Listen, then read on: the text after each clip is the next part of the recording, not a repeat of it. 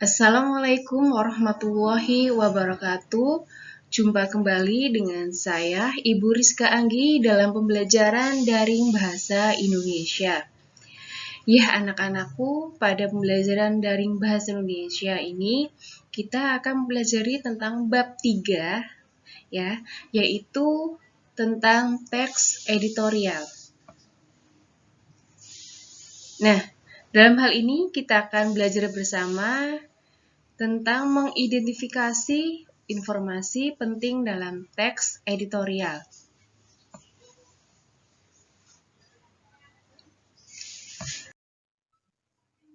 Baik, dalam pembelajaran ini kompetensi dasarnya yaitu mengidentifikasi pendapat, solusi, dan simpulan terhadap suatu isu dalam teks editorial.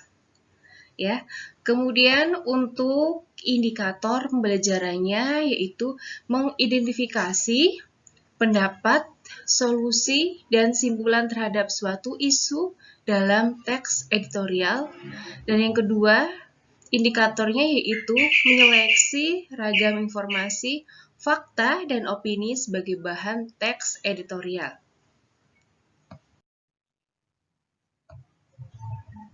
Nah, anak-anakku, apa itu pengertian atau definisi dari teks editorial?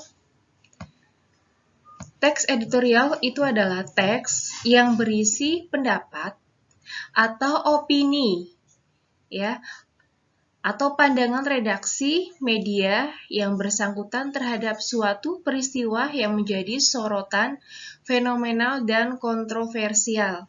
Ya, jadi sebuah kayak berita, nah ini ya yang sedang disorot oleh masyarakat yang fenomenal, nah itu adalah sebuah teks editorial. Kita bisa jumpai di dalam sebuah media massa, ya, atau surat kabar, koran, majalah, ya kurang lebih seperti itu. Selanjutnya, Ibu akan menayangkan sebuah berita ya tentang teks editorial. Silakan disimak dengan baik-baik.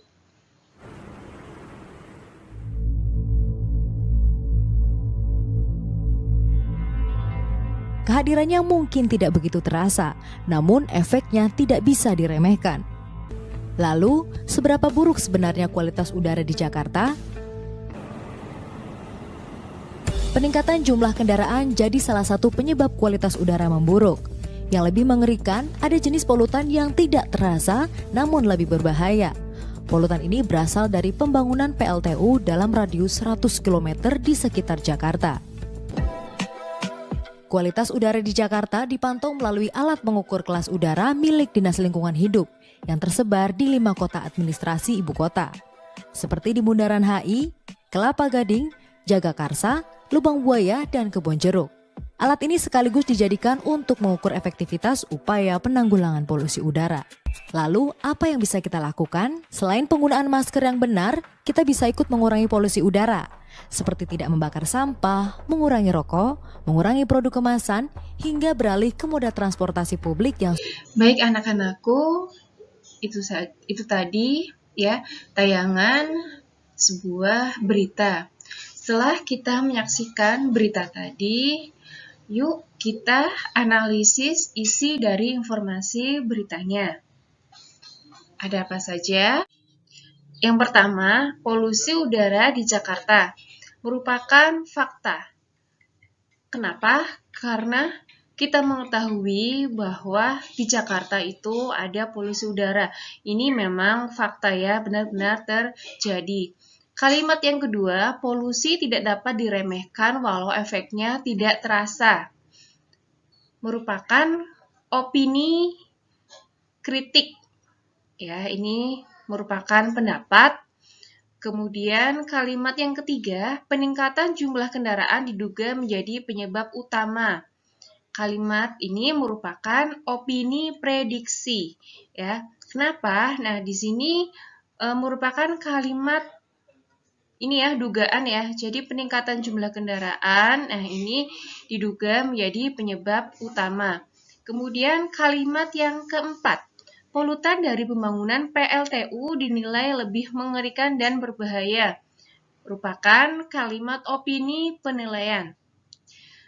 Kemudian, pemerintah seharusnya bisa memberikan himbauan kepada masyarakat untuk menangani masalah ini.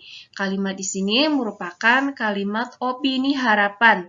Ya, jadi ada harapan ya pemerintah sebisa mungkin ini memberikan himbauan kepada masyarakat untuk menangani masalah ini.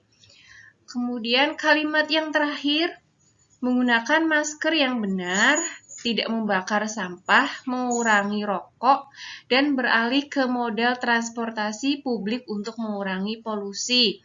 Kalimat di sini merupakan solusi atau saran. Anak-anakku, jadi di dalam teks editorial itu terdapat adanya fakta dan opini. Opini itu di dalamnya ada kritik, prediksi, penilaian, harapan, dan saran. Sekarang kita ke ciri fakta. Ciri fakta yang pertama itu bersifat objektif. Ya, kemudian yang kedua memiliki data yang akurat.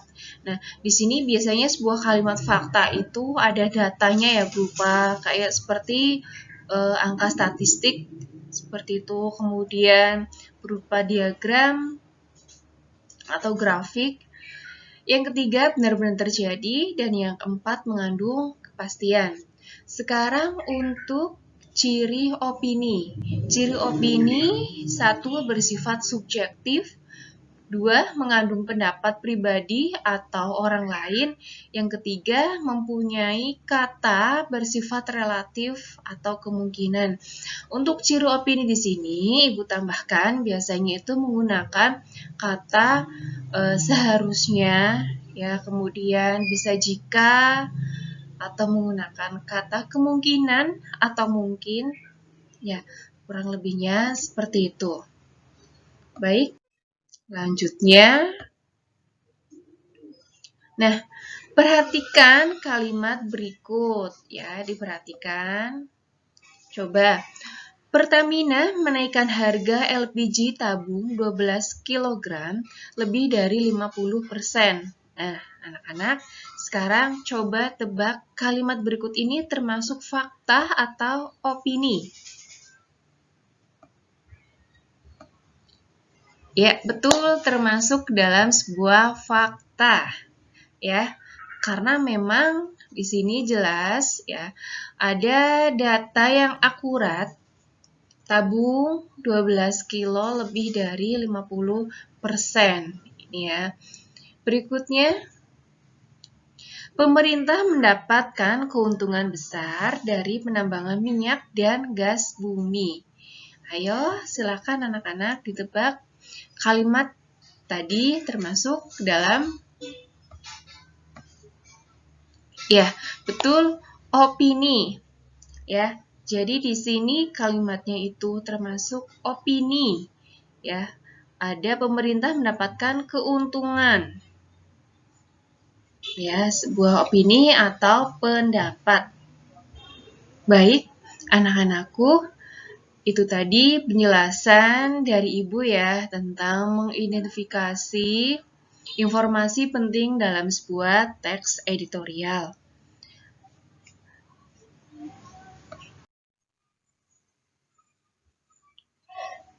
Baik anak-anakku, untuk menguji kemampuan kalian atau seberapa paham kalian tentang materi yang tadi Ibu berikan ya, penugasan bab 3. Carilah sebuah teks editorial dari media massa, lokal ya, ini maaf typo, atau nasional, kemudian lakukan sesuai dengan panduan berikut ini. Yang pertama, datalah kalimat fakta ya yang terdapat di sebuah teks editorial. Kemudian yang kedua, data juga kalimat opini, nah berdasarkan isinya, yaitu kritik, penilaian, prediksi, harapan, dan saran. Ya, Yang ketiga, nah untuk penyelesaian tugas ini gunakan tabel berikut. Nah ini, kalian menggunakan tabel seperti ini ya. Cukup kalian cari masing-masing ya, satu saja. Mana yang merupakan kalimat faktanya, kemudian mana yang termasuk dalam kalimat opini.